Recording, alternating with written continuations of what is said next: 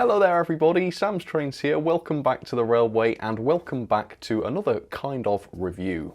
Because today, for the first time in many years, I'm going to be opening up the rarest and most expensive loco that I have ever owned.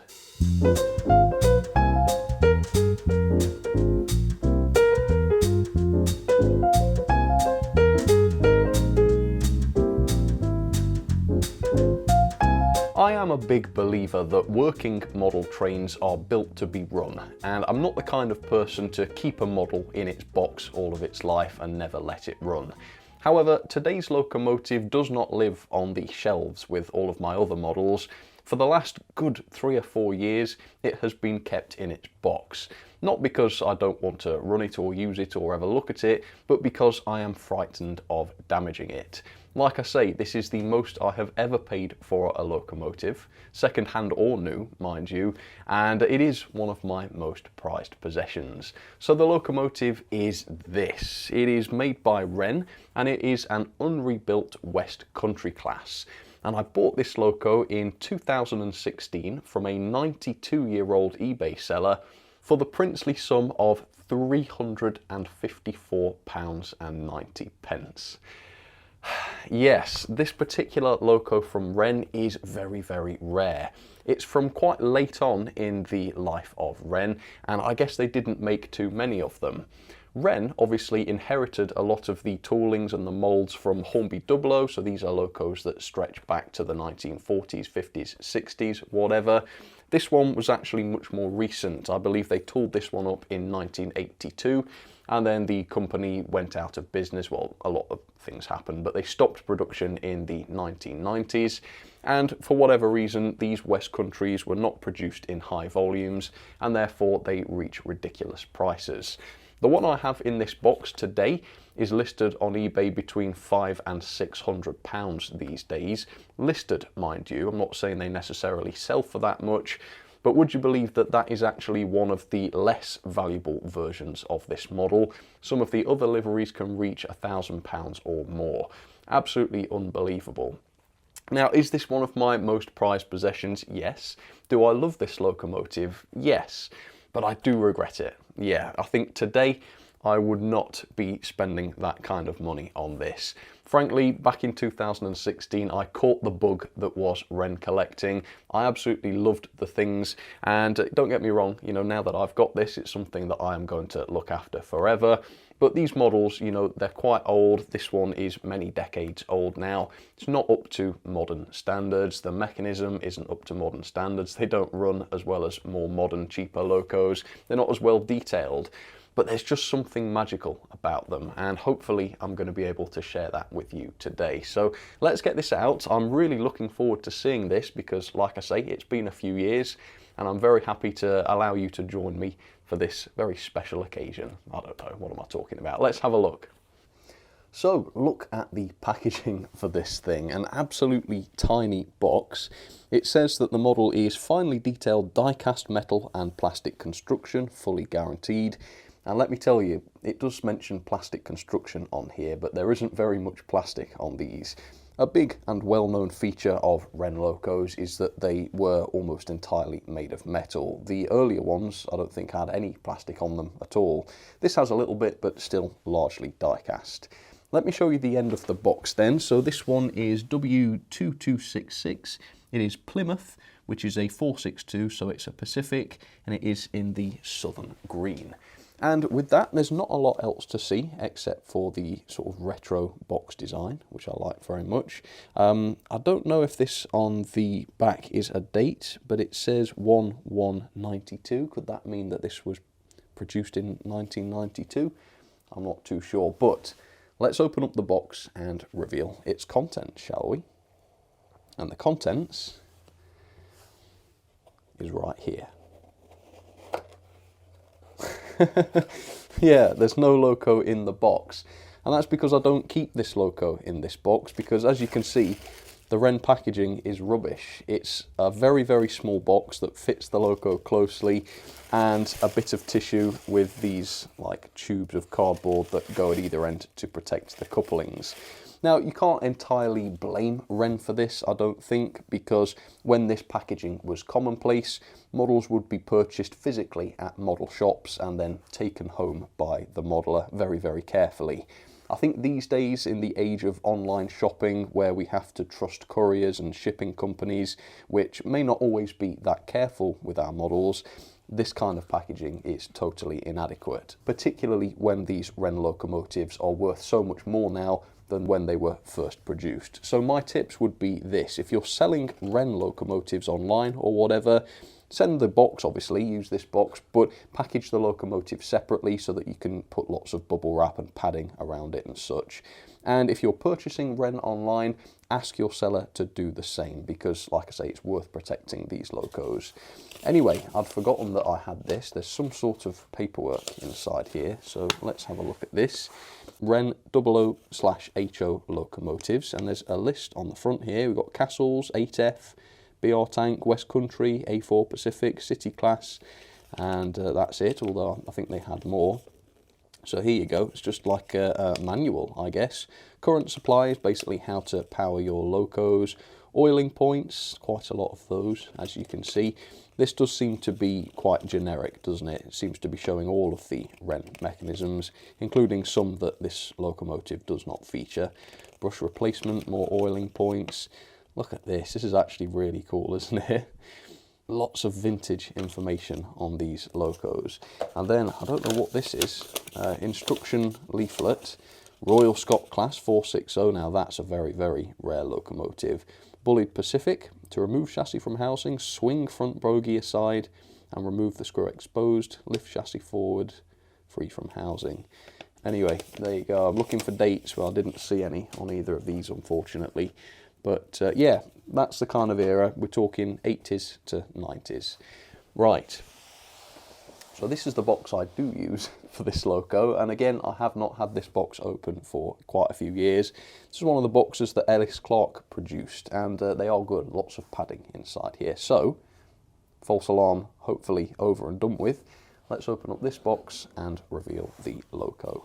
As you can see, much better packaging here. And there it is, my old friend. You can pull this one out very safely because it's got this plastic wrap around it. There it is. So let's start by having a look at the tender, which is hooked around this little hook. And the tender construction is actually mostly plastic, so I guess that is why they put plastic on the box. Yep, this tender is made of plastic except for the chassis, so you can see all of the suspension springs and the axle boxes. Those are actually die-cast parts. But yeah, that gives you an idea of what sort of detail we're dealing with. Again, this loco was tooled up in the 1980s, I believe, so the level of detail and the features are not going to be that impressive. It really is the rarity that is responsible for the cost of these things these days, rather than the features, although the quality is pretty good because they're mostly metal. And speaking of metal, let's have a look at the loco, which is incredibly heavy because it's entirely made of metal. So yeah, all of the bodywork that you can see here is just die-cast metal, and the loco is incredibly heavy. And I would say, because this is one of the later Wrenn locos, the level of detail on this is actually quite a bit better than some of the older ones. Yeah, there's quite a lot to see here, and I will show you more of that in just a second. But no, as I'm sure you can tell, it's an absolutely beautiful model. Let me put the tender with it.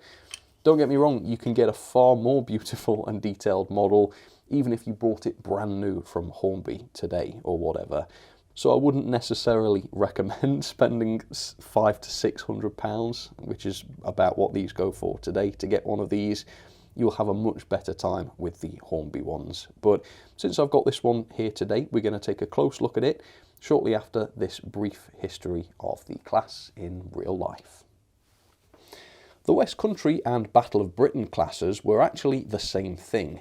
They were distinct only in that the West Country class was built first and made up the majority of the class, with 66 constructed.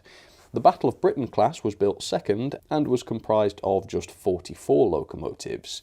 Together, these 110 locos were known collectively as Light Pacifics, and they were light compared with the earlier Merchant Navy class from the same designer, Oliver Bulleid, which weighed in at 96 tonnes, as opposed to these, which weighed in at 87 tonnes. And they were pretty light compared with other Pacifics as well. The LNER A4, for instance, was far heavier at over 100 tonnes. This lightweight design significantly improved the route availability of the class, which allowed them to operate on routes where the largest locomotives previously allowed to operate were the Maunsell 260s. The class was also notable as being one of the first locos to be constructed via welding rather than riveting, and also one of the first to utilise steel fireboxes. The wheels were also very odd indeed, known as the Bulleid Firth Brown wheels, which were better than spoked wheels apparently because they were less inclined to warp or shrink over time, which thusly increased their service life and provided a smoother ride. The locos also had air smoothing, which is commonly referred to as streamlining, although this is incorrect. The casing is clearly not for streamlining purposes, as the ends are flat, so it wouldn't help the streamlining.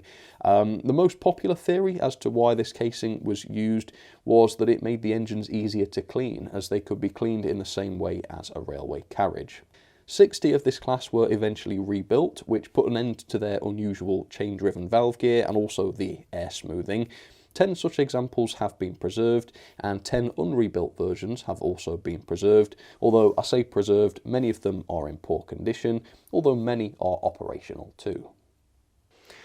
So there you have it, for the first time in a good number of years, a close look at the Wrenn unrebuilt West Country class. And this is a beautiful model. I mean, it's a West Country class, so how can it not be? But what is truly outstanding about this is not the level of detail or the quality or anything like that, it is the weight. So this loco and tender weighs in at 614 grams. Most of that is in the loco as well, by the way, because the tender is mostly plastic. Now, comparing that to Hornby's West Country class at the time, that was 325 grams loco and tender, which is only just over half. In fact, this loco even today is heavier than any other steam loco currently on the market. The closest one is the Princess, which is 520 grams, Hornby Princess, and the only other one that is heavier is the Haulage Garrett, although that one is not currently on the market. So yeah, incredibly heavy thanks to its die-cast construction. The level of detail and finesse is higher than the Hornby version of this model at the time, but really that's mainly because the Hornby version was tooled up back in the 1960s, I think it was, and obviously by the 1980s when this thing was tooled up, things had moved on a little bit anyway, so that's not much of a surprise. In fact, the level of detail and the finesse of this model is really just so-so for the time, especially when you consider what mainline Palitoy were producing at the time.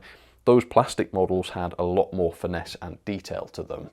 So again, these models do not fetch the kind of money that they do because they are particularly outstanding in any way. It's just okay, really, isn't it? It's okay. The die-cast construction obviously adds a lot to the value, but they're not so sought after because of their level of detail. But let's take a look at the level of detail. The paintwork is okay, although again, like the lining on the tender doesn't match the loco. It looks totally different, a more orangey colour to the lining there. And yeah, the application is not amazing. You've got a little bit of messiness here. Again, Wrenn were not selling these locos for £300–400, I don't think. Incidentally, I don't know what the price was. If you do, please let me know. But yeah, these were not massively expensive. I think they were more expensive than other brands because of the die-cast construction, but not ludicrously so as they are today. But no, the finish is nice though. Yeah, you've got a decent bit of a finish going on here. The lining generally does look good, and there is something quite impressive about the print work on here as well. The Plymouth nameplate there has been fairly nicely applied. Then you've got the little crest underneath. For the time, all of this looks absolutely fine, and of course you've got the running number on the side of the cab as well. Even the smoke deflectors here, these are not plastic parts. I think these are etched brass, and you can see there's a fair bit of detail to them. And the bodywork has a fair bit as well. The riveting looks relatively crisp, yeah, not bad at all for the time.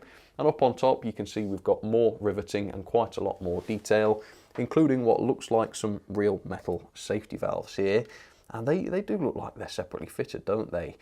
If they are painted, then that is the best quality brassy paint I have ever seen. And then around at the front, I think this is particularly impressive. You've got the southern disc on the smoke box with the presumably separately fitted smoke box dart. That looks excellent, doesn't it? And then you've got the lamps down below, which are literally just moulded onto the body. And then you've got the very big chunky hook on the buffer beam. Yeah, that's a big thing, isn't it? And then you've got the buffers here, which are separately fitted, I think. Yeah, by the looks of it, separately painted, certainly, but not sprung or anything like that. We have got a version of the bullied wheels I mentioned a minute ago on this model. Again, nowhere near as finessed as on a modern Hornby loco, and as you can see, the tyres and the flanges are really quite thick, and the axles are clearly visible as well. Not sure if they were intended to have been painted over and that's maybe worn off, because the one on the centre there looks a little more disguised, but yeah, for the time, absolutely okay. Same with the bogie wheels, there's a little look at those. And then you've got the pony truck here, which is a separate and pivoting piece. I think that might be made of plastic, and as you can see, there's a fair bit of moulded detail on there. No glazing or anything on the cab windows, yet very, very basic, and there is a fair bit of cab detail, more so than the Hornby locos of the time, but obviously none of that is painted. And then you've also got some separately fitted metal handrails behind the cab. Again, no real finesse to these, but definitely, I suppose, a step up from the moulded ones that were on the Hornby model of the time. The tender, again, it's all right, isn't it? Again, for the time, no problem at all. The decoration, apart from the fact that it doesn't really match in terms of colour, is okay. And then you've got the underframe detail here, which is just basic moulded stuff, but it looks all right. The ladder, weirdly, is a big wobbly, chunky looking ladder. It is made of metal, which does not look good at all.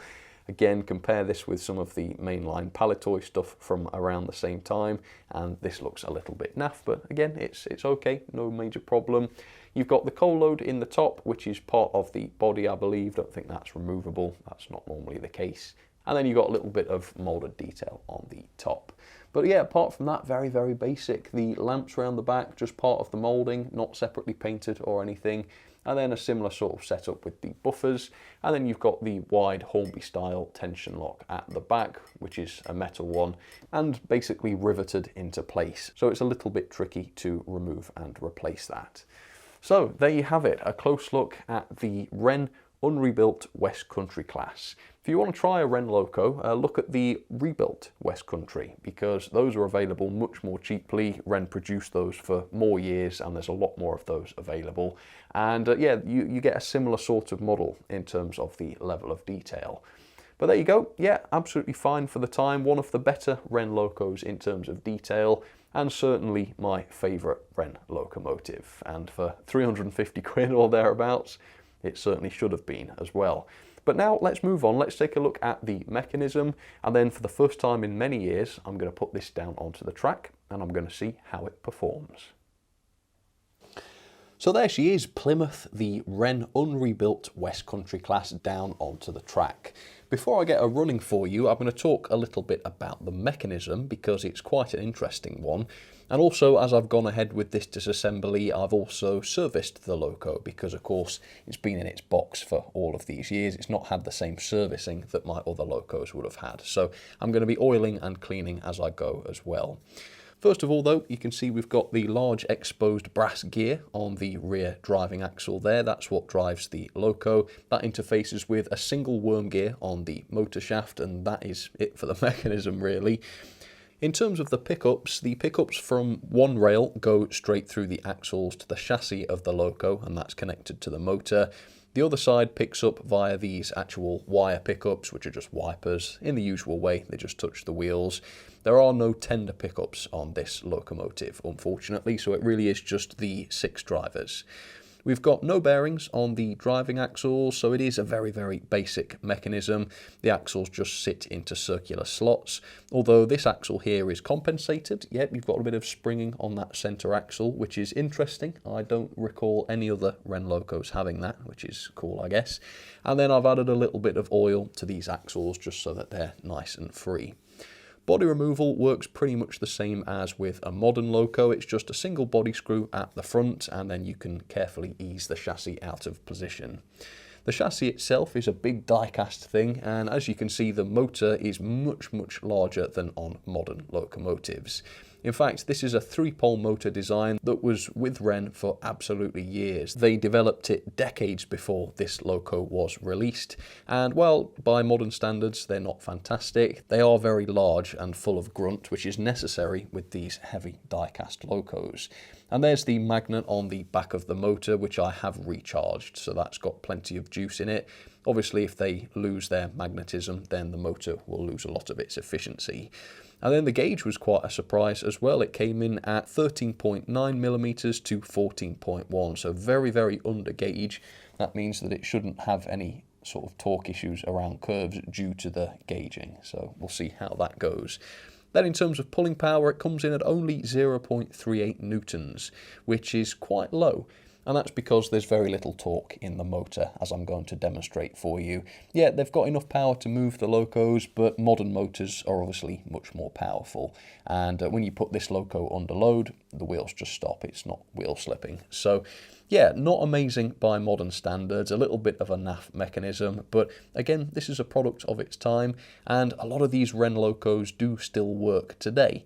So regardless of what you think of the mechanisms, you have to admit that they have lasted the test of time.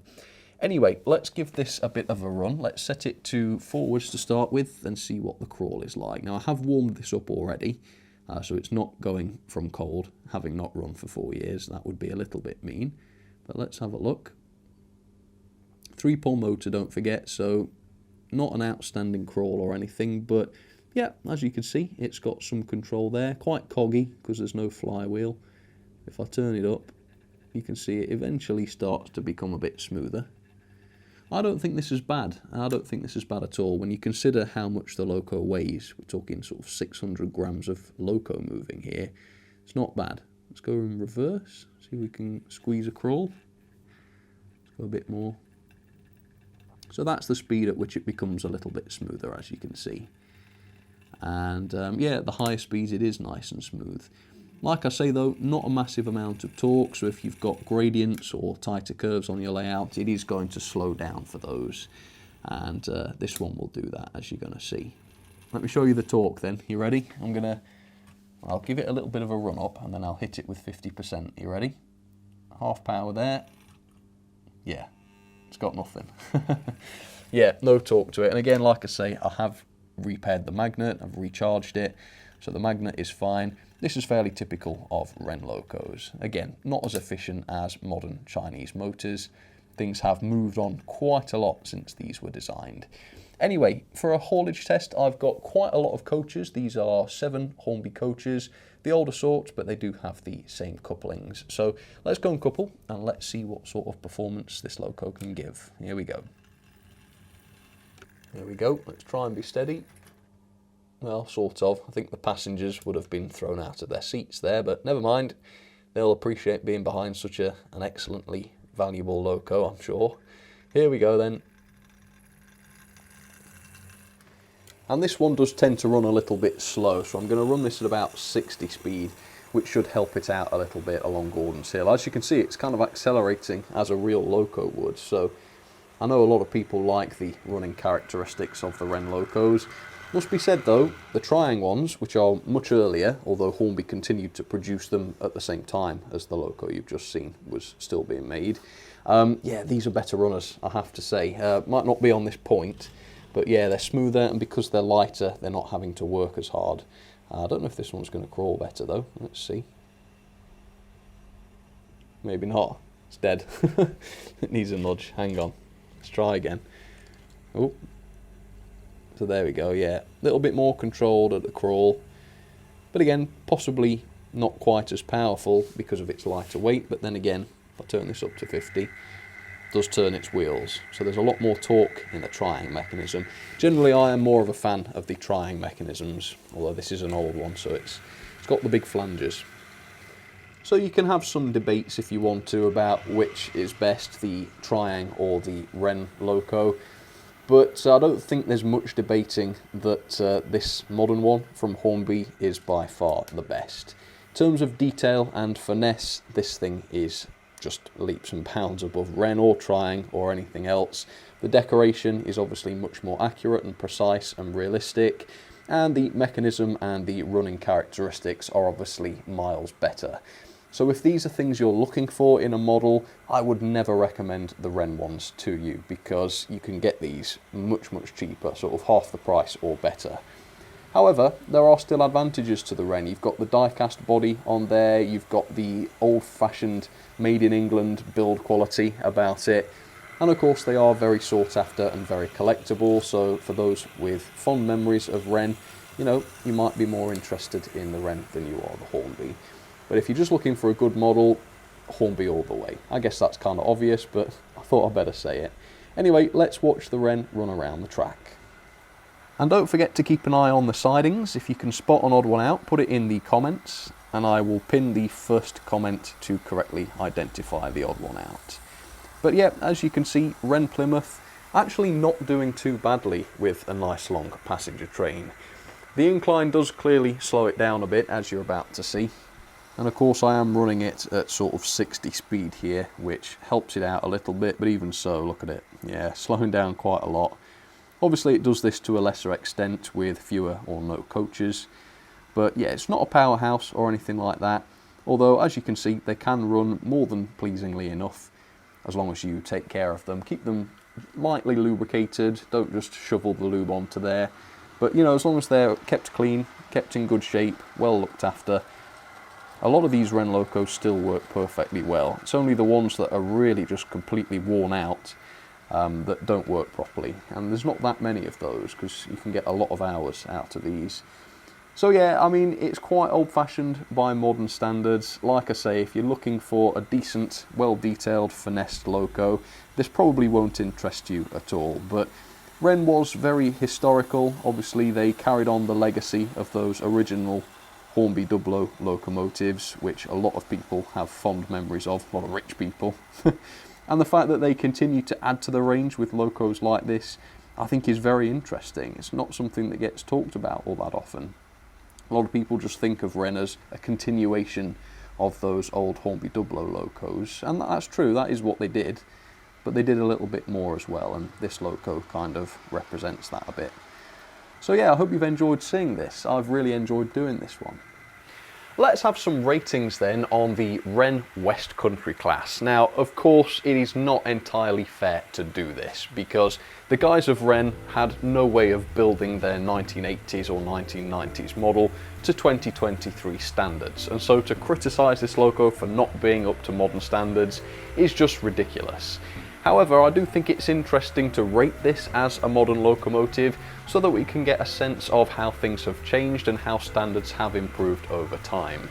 So this is more just for fun. I'm not criticising this loco for not being what a loco in 2023 should be, really just doing this out of interest. So first of all, the level of detail, if I was assessing this by modern standards, I would give 2-star. The paintwork is fairly basic, not an awful lot to shout about here, and the loco and tender paint jobs don't 100% match. You've also got very few features such as sprung buffers, painted cab detail, lighting or anything like that, and most of the detail is just a part of the moulding. I do like the finish of the loco though, that looks pretty good, and you've got aspects such as the smoke box and the separately fitted safety valves which do look really good on here. The performance is 2.5 star, the crawl is not great, only got a 3-pole motor so it's not going to be fantastic, and around the track it does tend to slow down on curves unless you give it a little bit of extra power. Again, that's fairly typical for the time, and the loco does run okay, but compare it with a modern West Country class from the likes of Hornby, yeah, it doesn't look quite so good.